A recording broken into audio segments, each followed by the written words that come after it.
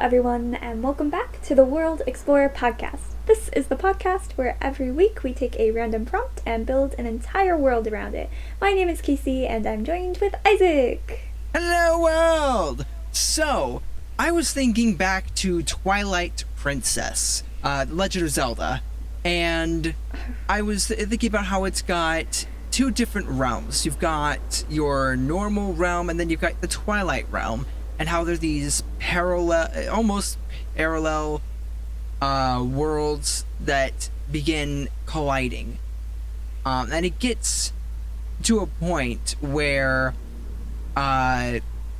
you exist in this reality where you can interact with others, but they can't necessarily interact with you. There was a lot more to it than that. It's all very complicated, but I wanted to take that concept of two worlds where one is where maybe they're aware of each other, maybe they're not, but at least in one of them you can more see everything around you, whereas in the other world you can't really necessarily see everything. It's sort of like a spirit realm almost. Is it like that dumb thing in Dragon Prince where the shadow elves banish someone and then those people now have the ability to spy on their people? Yes! Even though it's supposed to be a punishment, yes! I'm sitting there going like, you just gave your enemies like the greatest advantage against you ever. Yes, That. Yeah, it's that. Yeah, it was so Okay. dumb. It was so dumb. Yeah, And I don't have anything with like the Zelda series except the few things I watched from our friend Negative streams. So I have very limited knowledge on that series in general, but I get what happened in Dragon Prince. Okay, yeah, it's very similar to that, except in Twilight Princess, it's like almost like a parallel reality, and it's where you'll generally find like a bunch of spirits reside in the Twilight realm, and they can. I don't want to tell you too much about it, because the goal is not to recreate Twilight Princess, but take that concept. Yeah. Yeah, you've got your normal world, which is what our world looks like, and everything around us. But then you've got the Twilight realm, which is basically our world plus, except we can't interact with any individuals from our world. Okay, alright. Have you ever... It's an H.G. Wells story. Short story. And it's this story about this guy who suddenly has... his sight is changed. So while his physical body is in our world, the things that he is seeing is like this beach with other creatures and stuff, and he needs help moving around because when he walks in this other world. He sees himself moving in this other world and not in the real world, but he can't touch things in that physical world. He touches things in the real world, so he's gonna like fall downstairs if no one helps him. Have you read that story, or is that just I have not. That one? Okay, well that's a story that H.G. Wells wrote. Yeah, that is interesting, but isn't that just like a worse version of blindness? Yeah, but at the same time, he was seeing this other planet with like other creatures and living organisms, and there was like a whole beach thing. But then he had an issue where he got on a bus. I think it was like he got on a car and they took him on a trip, and he thought he was drowning in the ocean, and it was a whole thing. Ah. Because they drove him straight into water. Wow. Yeah, but the whole idea of the story was that there's multiple worlds sharing the same space, and that occasionally a person or an area, a rift occurs and people can like break through. Yeah, that is somewhat similar to what I'm talking about. We could go down that route with world building, this idea. Again, I haven't really established any sort of set way that this world should work. I just kind of wanted to build that sort of uh, Two worlds, one worlds, place. yeah, two worlds in one place sort of idea. Because I think it's a really cool idea. Yeah. Especially, well, what makes it cool is the connection between the two worlds. It doesn't matter if the two worlds exist, but they're never connected anyway. Yeah. So in this setting, what would be the connection between the two worlds? Would there be some sort of doorway or gateway? Would it have to be some sort of rift opens up somewhere? Is it certain people have the ability to see into appear into one and move back and forth? Or are they even able to move back and forth, or are they just able to kind of watch the other world? Like, are both worlds aware of each other but unable to access physically each other? I would say yes. They are able to. They're aware of each other, but they're unable to access each other. Which, you know, introduces interesting ways of communication, such as writing and trying to find a common written language that they can share, and then they can actually communicate with each other. Or a sign language or something, depending on universal movements. Unless they can hear. We talked about visual, but is there ways to, like, hear or even maybe feel the other world, just not change it? Maybe. Okay, something I'm wondering about. What if the two worlds were identical for the most part? Like, practically everything is the same, and they're sitting on top of each other, and so they're existing in the same space. But then, over time, the two worlds sort of drift apart, and their connection becomes weakened. And then maybe after X amount of years, or maybe it's every year, or every blood moon, or whatever it is, the worlds, after drifting apart, they come back together. Kind of like the summer solstice in Avatar: The Last Airbender, with the spirit world and the human world slowly coming together. So are we having, like, an element where... So they're the same worlds, they come apart, they separate, like, people make different choices in each world, but eventually that gap becomes so big that the rope connecting them tightens and pushes them back together, and they're the same world again? And then that cycle repeats? Yeah, kind of. And what I was thinking was, as they drift further and further apart, one thing, like, basically at first, if you affect something in the Twilight realm, and that it would also affect things in the human world or whatever. We still have to come up with names for these worlds. Oh, well, I don't know what makes them different enough to give them names. Well, hold on. Okay. So, the way this could work is if you affect something like, say, move a box in the human world or the main world, that box would also be moved in the Twilight world. But then, as the two worlds drift further and further apart, there is a lower likelihood of that happening. Like, there's still a chance that it'll happen, but there's also a chance that it won't. And the two worlds will sort of look similar, but they'll be different. And then after they drift at their furthest point away from each other, as they come closer together, the worlds start forcing themselves to look the same again. So items might automatically start moving themselves at that point. So the question is, are people affected by this? Like, if someone was to die in one world, would they die in the other? Or is this a case where people moving, like a person moves the box, it moves in the other end, but there's not necessarily a person moving that box? Yes. I would say that, like, there's, like, if you exist in one world, you do not exist in the other world. Oh. It is, like, they have separate individuals and maybe even different species. So this is two species living in the exact space and time, sharing a world. Yes, until that their two realms drift apart, and in which case they're no longer interacting with each other, but eventually they come back together. So you could just have a house being built randomly somewhere. Yeah. Yeah, if an entire house was built in that short time, yes.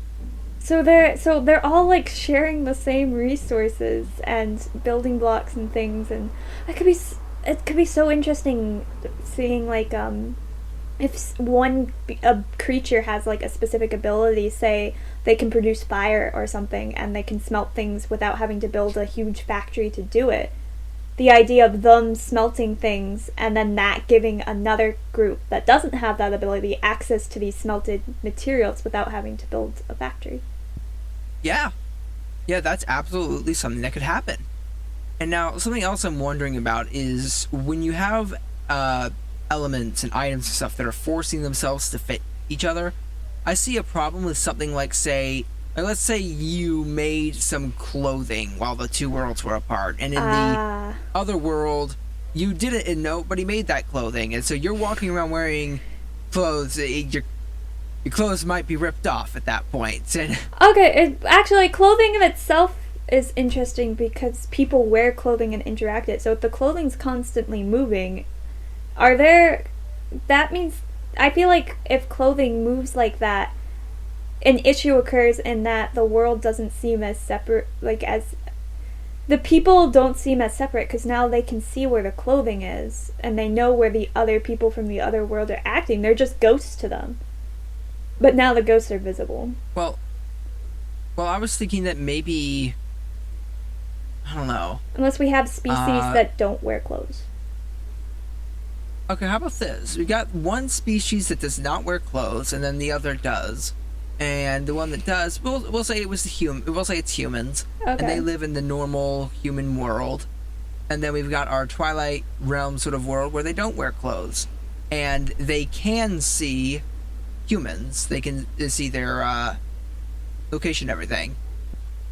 Like regardless of whether or not they're wearing clothes. Oh, they can see it just in general? Yeah, they can see it just in general. And so I imagine a great game to play is every time time where the two worlds are coming together comes around, they play a game where they just love to mess with the humans. So there's just a time in this world where the humans are plagued by ghosts. Pretty much, except they'd be creatures from another dimension, yeah.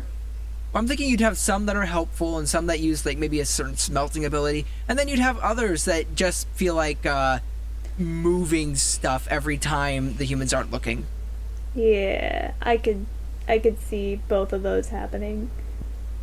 Can they mess with like the humans' clothes then? Like rip them? Like they can't hurt the humans, but they can still interact with the things humans are wearing. Yeah. This feels very intrusive. Yeah. Yeah, it'd be very, very annoying. Yeah. I feel like one side of this has definitely is the better side to be on than the human side. Yes. Yes, absolutely. But there's relief from that. So as they separate, do the humans like start flickering out, or what does that look like? I would say maybe the humans almost turn into ghosts. Like they might start fading and then they'll just disappear at some points, but sometimes they'll fade back in to the Twilight Realm, and you don't necessarily know where all the humans are at one point. Like once the two worlds are as close together as they possibly can be, it's like you see the humans constantly. But as they drift further and further apart, the humans just start almost fading out of existence. And every once in a while they might fade back in, but then they'll just disappear again. Okay, so this fading back in process. So when these two worlds are apart, they're both interacting with objects separately, and now the objects aren't quite as interconnected. So that means that there's a certain period where a lot of change happens. Yeah, and that was the part where I was thinking about how the clothes needing to be like ripped off of someone's body to go and fly back onto a sheep that was never sheared in the other world. Like it depends on the world's priorities. What if the worlds themselves are connected to the people involved in such a way that when they combine in such a way to be more inclusive to like the people? Maybe this is the part that actually favors the human side more. So sure, when they're close, the I don't know, the fire producing people can they can mess with the humans and interact with their worlds very directly, and they have access to seeing where the humans are and stuff. But as the worlds separate and get closer, the one that feels all the chaos of all the change is this fire worlds, not the human world. The human world stays the same as they get closer. It's the fire one that has to adapt to what the humans have done now. So they're the ones who have things undone and moving, building moves and stuff. So their culture is going to look very different because of that. Well, at that point, why would they even ever build anything if it's just going to all get destroyed? I don't know. I mean, you need shelter, even if the shelter is going to disappear. Well, then you just use the human shelter. Yeah. In which case, you wake up one day and there's a human in your bed. Well, things happen. I don't know. I mean, here's another idea. Okay. What if the world, like, once there's stuff that's been altered enough? So, for example, if you shift a box to the left, and then the two worlds, while the two worlds are separate, and then when they come back together, that box might shift back to the right. However, if you were to destroy the box into a bunch of splinters, scatter it all over the world, instead what would happen is those splinters and everything, they would still exist, and then another box would manifest from the other world. So now we're duplicating items. You could essentially duplicate, it would create items. You can duplicate items at this point. But only if there is a drastic enough difference. So now we're at the point where they're separate. While they're separate, people can do really crazy, weird things to get more items. Like they're like as long as they get the timing right, they know that, oh, this pile of, say, some neat, like iron or something, is here. Now we're gonna take all this iron and we're gonna transform it into buildings and stuff. And we know when the cycle comes back, as long as the other people didn't touch the iron either, this pile will reappear. Yes. But there's also a chance exactly. It might not, because the other people might have also used their iron pile. Yes. In which case that iron will just appear randomly. Yeah, and if they were to figure out a way to communicate with each other, they could say, hey, we touch this pile, you do not. We do not touch this pile, you do. And then they each have an infinite set of resources. And they can do that for whatever they want. Yeah. They could have a shared warehouse that's like split down the middle, and they're like, you will touch these half of the resources, I touch this half of the resources. Next time we come back together, the resources all reappear. Exactly. Well, yeah, that's exactly how it would work. Yeah. Are we about to build another really easy world with unlimited resources? I want to say no, because it depends on how often these worlds separate and come back together. Because if it's like every few months, then yeah, that's a ton of unlimited resources. But if it happens once every 5 years, that's not quite as much. True. We haven't established how often this happens.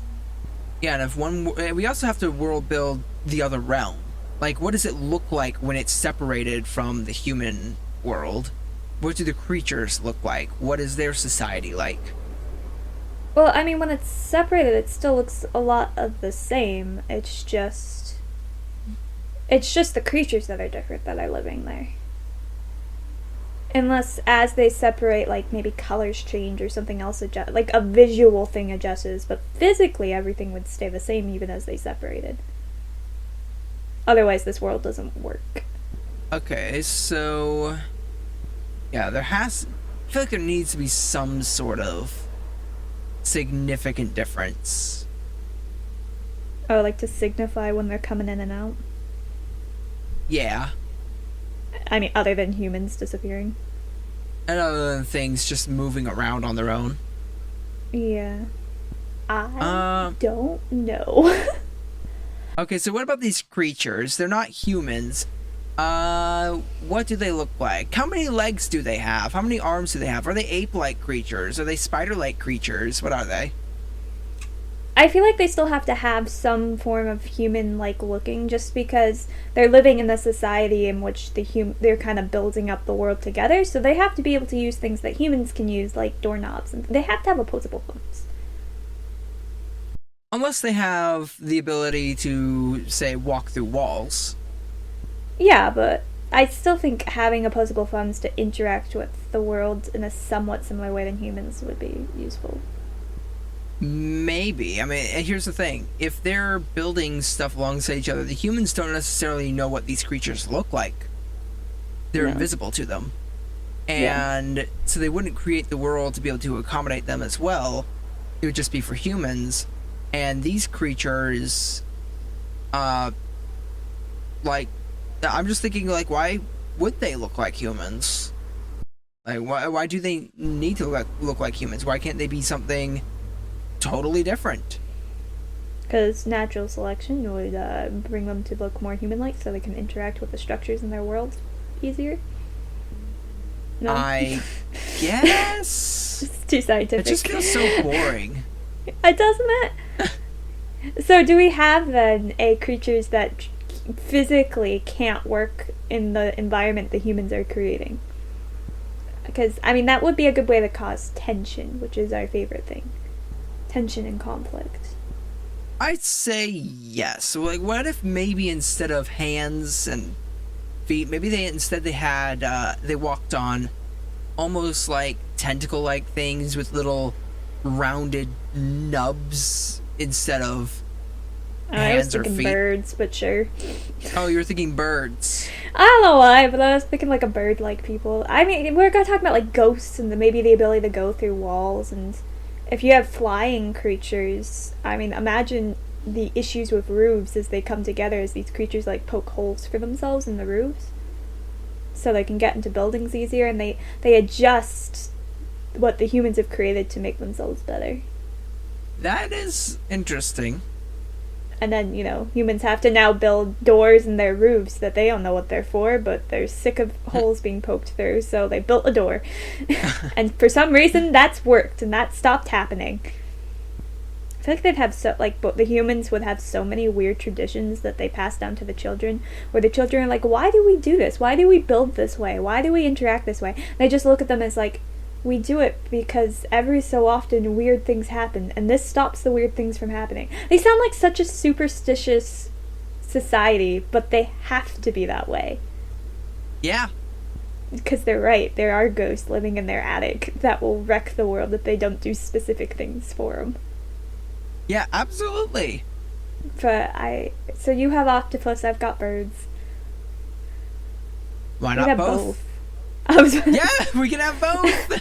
I was gonna say, we don't have to limit ourselves. It's so Yeah, both is we have good. multiple shaped creatures. We'll have multiple creatures that just take different forms, and that causes all kinds of extra problems that the humans need to solve. It could be that as during different ages, the creatures themselves change. They change significantly faster than like humans do. So, Oh, I one like that generation, you have octopus people that are causing issues in this, and they want more water, and they're like flooding the humans, and the humans have to figure that out. Then other times they have bird-like people, and so they're adding windows to their houses, and over time, human society is reflecting all these different types of creatures, even though in reality, those certain creatures die out over time, and new ones are coming in. Yeah, I mean, I'd say that some creatures would you'd still have a mix of some creatures, like maybe the occasional bird would still be around even a century later, but it's not that common. And Yeah. the occasional octopus would be around even a century later, though it's not that common. So you'd have quite the variety, but most of them would probably be fairly similar to each other. It just seems like, I don't know, it's an amusing story to me. The idea of every generation humans have to adapt to a new creature that they can't see, and they have to figure out why this issue is occurring every year or so, and try to solve it without being able to communicate with the creatures that are doing it to them. It would be a better idea if the humans just saw the monsters as ghosts, and that there was no real communication between the two worlds. Yeah, I like that idea, but now I have to. Now I'm coming up with like some story ideas of the two Mm. worlds meeting, and maybe you've got a story about someone who manages to travel to the other world and is now meeting all of these other creatures, and they're talking to this human about how it's so awful to try and get your guys' attention. Why are you humans so stupid? You ignore us all the time. You keep placing walls in front of us. You keep breaking stuff. Why don't you ever listen? So we're having monsters who don't comprehend that the humans can't see them. They either don't comprehend that the humans can't see them, or maybe they understand that they can't see them, but they keep on trying to get their attention by moving objects around and maybe sending signals and like shooting fire to try and get their attention, or try and write stuff in their own language that the humans can't read. And the humans see it as some sort of demonic thing that's... The ghosts are at it again! I feel like eventually this will become normal. Like, they won't... At some point, when enough ridiculous stuff happens to you consistently, it's no longer ridiculous. So, the fact that these things move and it happens on a cycle, they'll be like, the ghost spirits again. I could see... I don't know. Would the humans start doing sacrifices? Because I feel like, as a race, we have a problem with doing human sacrifices when we're scared of things.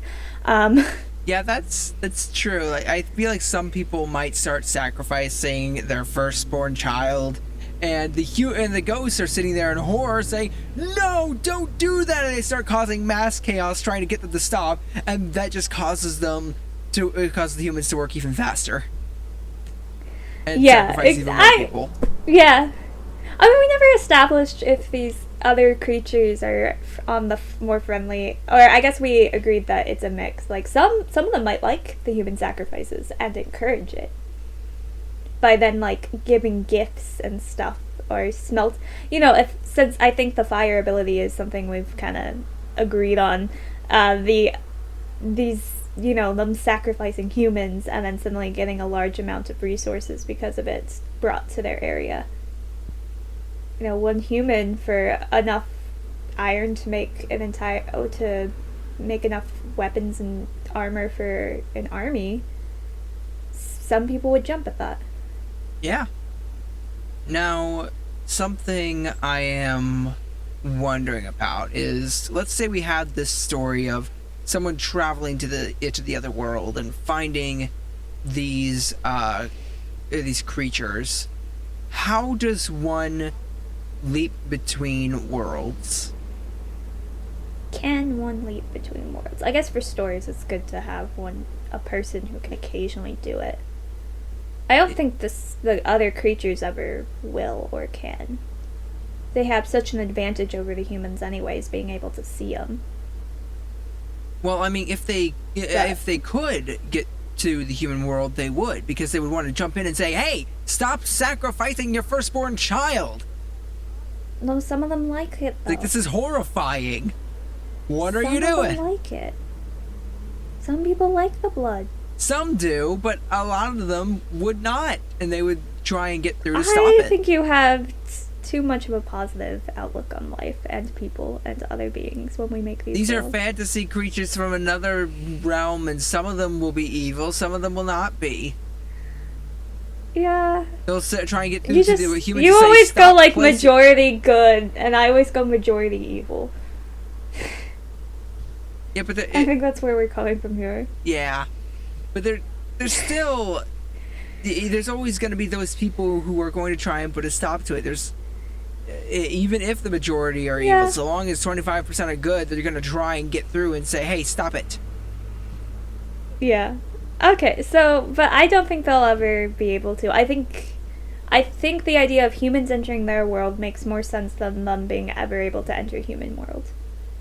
Because the issue is, if these creatures enter into the human world, the whole ghost story gets destroyed, and suddenly, they understand what the other world is and what it's about and how to fix it. But if only one or two people ever enter into this other world, then they're just crazy. Okay, so here's an idea for how they're interacting. Maybe as the two worlds are coming together and they're lining up on top of each other, there will be points in the world that are extra, I guess you could say, parallel to each other, like they're lined up more properly than the rest of the worlds. And those are the points where the connection is the strongest. And maybe those are areas where you can sort of phase into the other world. So if an area, say, gets abandoned somehow by both the humans and these creatures, and yet a human near the point where they're where they're practically on top of each other finds this area, then there's a chance they could get sucked into the other world or cross into the other world. Yes. And the thing is, this would be an uncommon occurrence because this is just an area that people don't go. And for someone to happen to go into this area that no one's gone to for the past, say, 5 years on this specific day, it just is unlikely to happen. Like, this is the worst of the days. This is the worst of the days. This is the day where everything's shifting and changing the most. That's the day you'll just want to, like, stay at home and hope for the best. Yeah. So I'd say that this really would be an uncommon occurrence. But that is how you can leap between the worlds. And also it has to be an area that these other creatures in the other world have not interacted with. So you can't even necessarily repeat the process, because if someone from the other world starts interacting with it, well then they're out of alignment. And that gateway no longer works. I mean, even you walking through the gateway and entering into the world is enough to probably disrupt it and shut it down. Yeah. So once you actually cross over, you're kind of stuck there. Like, the odds of you finding yet another one of those type of places is near impossible. I think once you figure out how to get from one to the other, it wouldn't be necessarily too hard to find a location that no one goes. All you have to do is think, okay, where is an area that no one in my world goes to? And then ask around, make sure that it's also an area that no one from this other world goes to. And then wait the required time and hope that you asking about it isn't enough to trigger someone's curiosity to go there, because all it takes is one creature going there and then it's disrupted for the... Well, no, if that creature goes there, so long as the worlds are still colliding, that creature should actually be transported into the human world. Well, unless we're establishing those creatures cannot go into the human world at all. I don't think they can, but I think they could still disrupt the portals. Okay, yeah, they would still be able to disrupt the portals at the very least. Yeah, but my thought is, you get sucked in, that doorway's now closed. It's probably going to take you a while to find another spot, and at that point the world... There's probably only one day a year in which this is strong enough for this to happen. So if you do cross over, I think you're stuck in the other place for a year. Well, maybe you have a 24-hour period to go and find... Yeah, but I feel like once you go through the portal, that's closed. And if you fail in that 24 hours, you now have to, like... think of an area, hope that no one on the other side of the world touches this area for a year. And then also make sure none of the other creatures touch this area. Because it just takes a little bit of interaction, and then you're done. Yeah.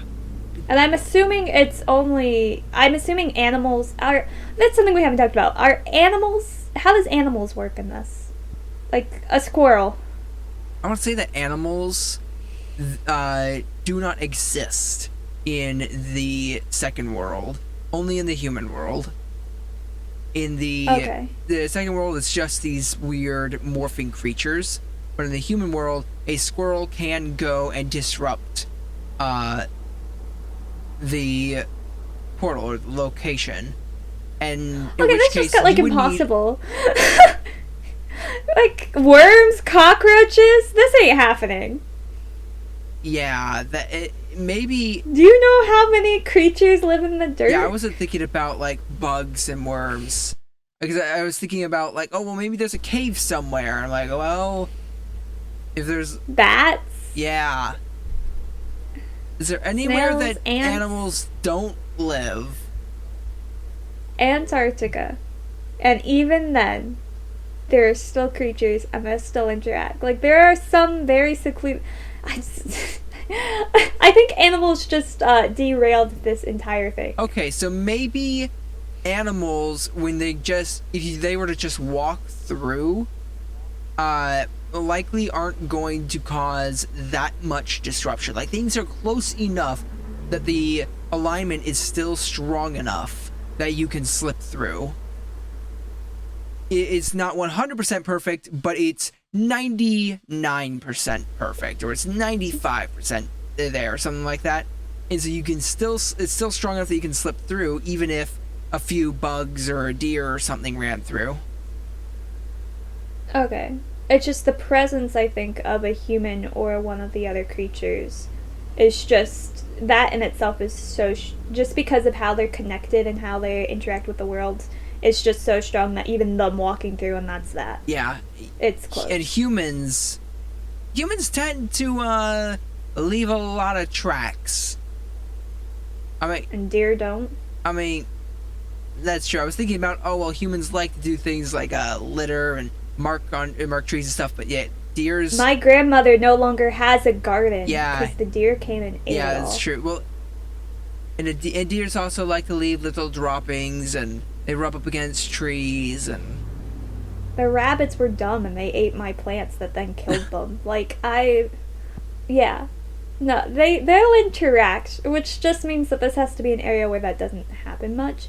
And that probably means that it's going to be in the center of a room. It's not going to be along any walls or anything, because you know that a rat's going to chew a hole, or there's going to be termites living in it. But we could just go with what you were saying before with the human thing, where it's like, it's just an area that humans have interacted with, or that these other creatures have interacted with, which we need to come up with a name for. I know we're not good at coming up with names, but we need to come up with a name for these other creatures and the location where they live. And the location where they live. So we have Earth. Yeah. So we have Earth. It's gotta be something like ghost themed, because that's what humans would call it. Because they see it as a ghostly plane. Like the haunted realms or something. I don't know. Yeah, it could be called like the haunted plains. Yeah. I kind of like the idea of calling it the haunted plains. I feel like that's something a society of humans would come up with together. Because you want to keep it simple, and, this is, when you say haunted plains, everyone knows exactly what you're talking about. As for the creatures, other than the ghosts, I don't know what they call themselves. I feel like humans would call them ghosts, but what do you think they'd call themselves? What's a good name for something that morphs over time constantly? Something that, like, it's taking all kinds of different forms with all kinds of different abilities. The first thing that comes to my mind is a mimic, but these are definitely not mimics. No. This is a totally different creature. And they don't even necessarily have control over whatever they morph into. They just kind of do it. And it's not like they can change at will. It's generations change over time. Change in Latin is mutatio, if you want to call them the mutatio. It's that? Nah. I don't think that has the right vibe. Yeah. A lot of people just say shapeshifter. That's fun. Could just say shapeshifter, but that's boring. It's like, what are you? We are the shapeshifters. Like, it feels so... and they don't shift shape. It's just each generation looks different. For whatever reason, the kids just never look like the parents. What if we called them echoes? Oh yeah, that sounds like something that would. Yeah, we could. I think that calling them echoes might be a good name for them. Someone else can come up with something better. Yeah, someone else can come up with something better. By the way, all of these worlds that we create, free use. Go ahead, use them in your own writing. Yeah. Use them in your own movies, shows, whatever it is you're making. Go ahead and take these ideas, D&D campaigns. because we'll never get around to using all of these ideas. Yeah, this is our 101 episode of actual like full blown podcast. Oh wow, so we've made a lot of worlds. we hit 100 last week, and I didn't notice. Man, we should have done something special for that. But we made a really sweet world. I like that one. But yeah, no, we have over 101 episodes. Not all of them are worlds that we built. There's, of course, there's other things as well, like movie reviews or discussions and talks and stuff like that. But for the most part, majority of them are worlds. Yes. So lots of material or ideas on this podcast now. And if you 2 years and 101 episodes. And if you can come up with a better name for Echoes, go right ahead. Yeah, for now, I think that Echoes is a good name for them. And maybe good placeholder maybe the humans call this other realm the Haunted Plains, but I don't think, because they don't see themselves as ghosts, maybe the Echoes have a different name for it. Yeah, sure. In the last 2 minutes, we can try to figure out the Echo Realm. What they would call it. The Shifting Realm. Oh, so theirs is the Echo Realm. So they call themselves Echoes in the Echo Realm, while humans call them ghosts in the Spirit Realm. The Spirit Realm? Wait, what? Sorry, they call them in the Haunted Plains and stuff. Yeah, the humans call them ghosts living in the Haunted Plains. The Echoes call themselves Echoes living in, some other type of realm. What if they just called themselves... They thought theirs was the actual Earth, and they also had, like, a word for Earth. Or home planets, which I think is what Earth it means. Just whatever. They have a different language than English, so I don't know what they call things. Back to Google? No, I don't think... I think we're good. They're Echoes. Whatever language they use, Earth in that language is probably what they call their world. And then they probably have a different name for Earth entirely, which I'm named out. We're very good at coming up with names, can you tell? Yeah, I'm just gonna avoid the problem entirely and just end the podcast. Then I don't have to worry about it. Okay, fine. Be that way. Are you saying you enjoy suffering through trying to name things? I enjoy naming things. The suffering part, not as much. Okay. Anyways, bye everyone.